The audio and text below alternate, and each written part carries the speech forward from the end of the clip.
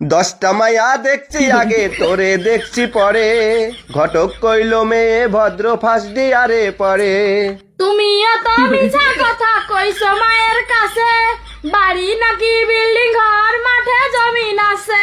একটু লোভ যদি না দেখাই গিয়া তোরে কি আর দিব বিয়া, একটু লোভ যদি না দেখাই গিয়া তোরে কি আর দিব বিয়া। বড় ভুল কইরাছি আমি খাল কাটিয়া কুমির আইনাছি।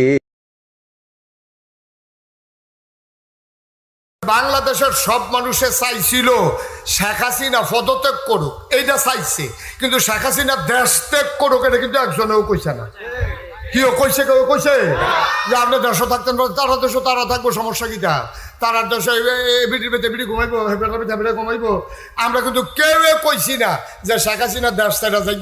আমরা কইতাম শেখ হাসিনা যেহেতু ভোট ছাড়া যেহেতু ক্ষমতা তাইছে, এবিটি আগের রেতে ভোট খাই চালায়, এখন এবিটির দলের 2-3 জন খাড়া করে দিয়ে বইয়া থাকে, অন্য দলের তারা এই মিয়া জেলখানাত বইলা। তো কি এর ভোট এইটা ভোটে কোনো ওইটা হইছে না।